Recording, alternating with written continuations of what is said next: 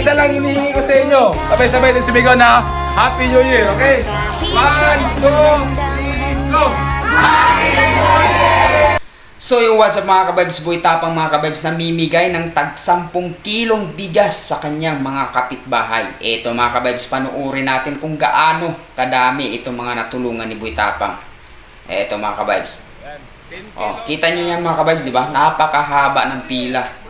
Grabe mga kabibs, talagang tuwang-tuwa yung mga tao o mga kapitbahay ni Boy Tapang dito mga kabibs. Oh, grabe. Napakahaba mga kabibs. Napakadaming tao mga kabibs na natulungan ni Boy Tapang ngayong bagong taon. Ayun oh.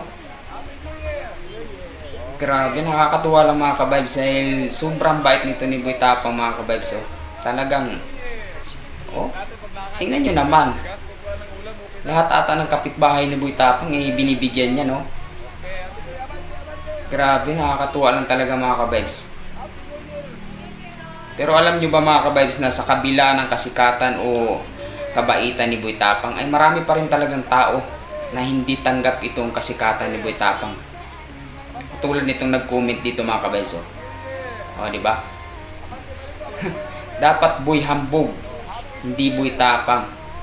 Grabe itong mga tao na to. Siguraduhin nyo lang mga kabibs o sa nag-comment nito na nagagawa nyo yung mga nagagawa ni Boy Tapang sa kanyang kapwa o mga kapitbahay. Diba? Bago kayo mag-comment ng hindi maganda. Oh. Kita nyo naman, grabe mga kabibs. Kita nyo yung saya ng mga mukha ng mga tao mga kabibs, diba? Tuwang-tuwa yung mga tao mga kabibs na nabigyan sila ng tag 10 kilong bigas. Ang hirap na hanapin ito mga kabibs, itong 10 kilong bigas. Ilang araw mo na rin yung pagtatrabahuan kung nasa probinsya ka banda nakatira. Ayan o. Grabe. God bless sa'yo idol.